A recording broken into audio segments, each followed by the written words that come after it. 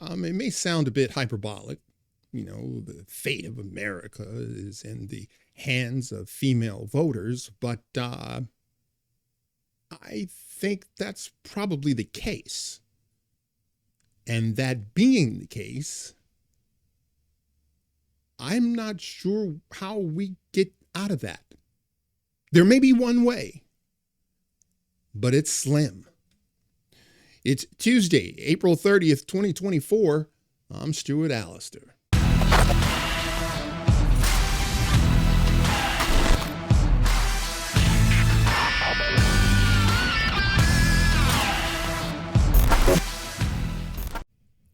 From the Daily Mail, 7 undecided women voters from North Carolina tell CNN what they really think about Donald Trump as they weigh in on whether he could be president. I know that anecdotally we have seen women, black women, come out strongly for Donald Trump. I just think that is, by and large, anecdotal. I think the vast majority of women have a problem with voting for Donald Trump. I could be wrong. I'm not sure. I really only see one way around this. All right, before we get going, why don't you wreck that like button, subscribe to my channel if you haven't, and press that notification bell so you never miss an episode. Let's hope I'm wrong. A group of self-declared undecided women voters in North Carolina had some harsh words for former President Donald Trump during a roundtable discussion aired by liberal outlet CNN. Now, I like that because the Daily Mail is telling you this is a liberal outlet, so everything that they tell you is going to lean liberal. While President Joe Biden's re-election bid against Trump remains vulnerable, his campaign has stated they believe one of their best pathways to victories is to allude to Trump's alleged cruelty to women. However, a January poll showed that Biden's lead on Trump with young women, like in many demographics, had slipped. Like in many demographics, he's losing everywhere. Like the entire party, the Democratic Party is peeling away. However, that's just not the nature of women. When they're behind you, and it doesn't matter. That's just in the nature of women. I'm not saying it's right. I'm not saying it's wrong. I'm just saying that is a thing. Like, I mean, if they've made up their mind, you're done. It's the way that it is. So I can't deal with what I want to be. I have to deal with what is. CNN hosted a focus group centered around women voters in North Carolina, a state Trump won in both 2020 and 2016, but remains on the Democrat wish list to flip blue for the first time since 2008. 2 of the women voted for Trump, but all of them are concerned by the president's legal troubles, with one woman, Shantae Williams, so disgusted she demanded he be placed in a hole. Quote, "I don't care. Put him under the jail. We do not shrink from putting other inmates in solitary confinement," she said. "Put him there and shut up. He can talk to the walls. He can talk to the rats. I don't care."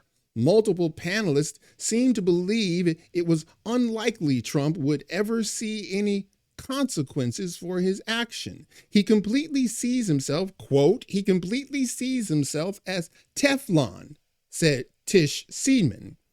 "Nothing sticks to him, and I'm really nervous that he's starting to look like he's right.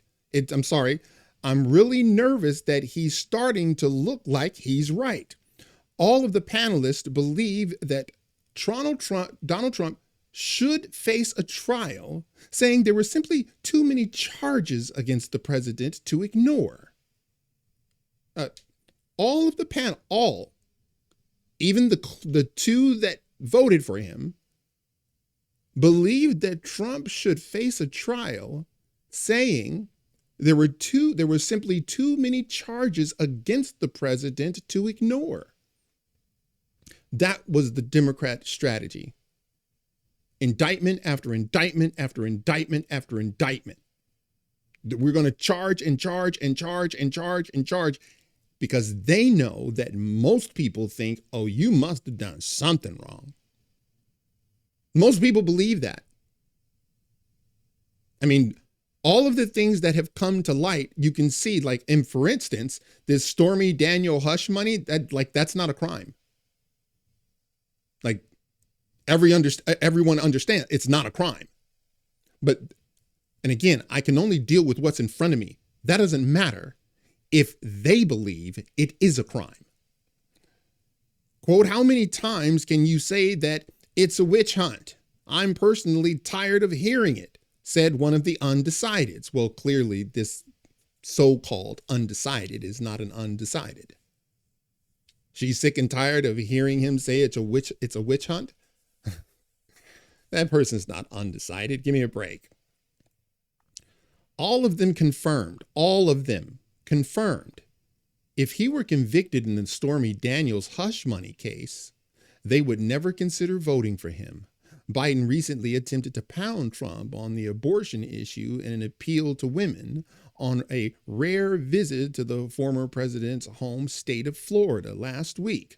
The president's campaign argues that once Florida's abortion law goes into place, it bans abortions after 6 weeks, which is before many women know they are pregnant. There will effectively be an abortion ban across the entire southeast part of the nation. I just want to go up one paragraph. All of them confirmed, all, including the two who had voted for him. If he were convicted in the Stormy Daniels hush money, they would never consider voting for him. Even though it isn't a crime. Even though it's done all the time. Even though Alvin Bragg went out of his way to make it a federal crime. Again, I can only deal with what's in front of me. And all I see,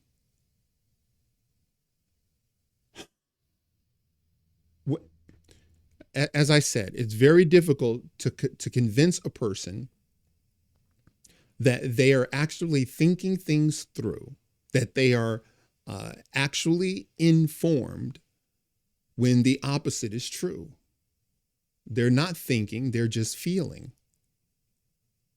They're not well informed, they're ill-informed. Now, the only way around this that I can see is to get a strong woman vice president. Kristi Noem. It's really the only way I see around it. Now, I'm not pandering. He's got to get a black woman. No. He just has to get a strong woman that's not given to whims. And so let me make something really clear here.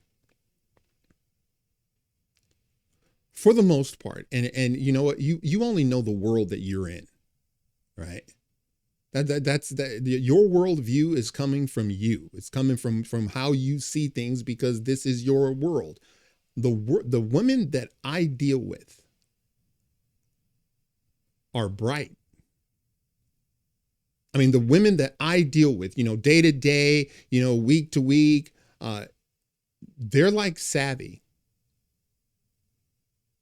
So I find this to be almost incongruent.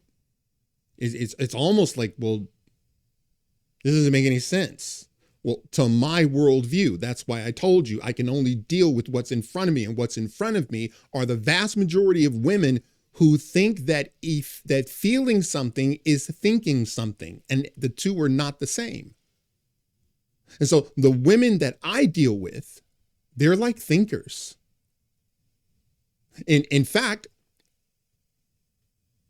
they think past their emotions.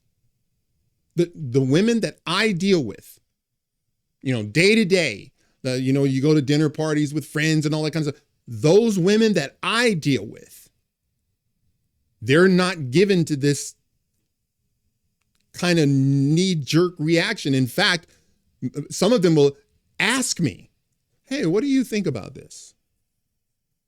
Hey, what do you think is happening here?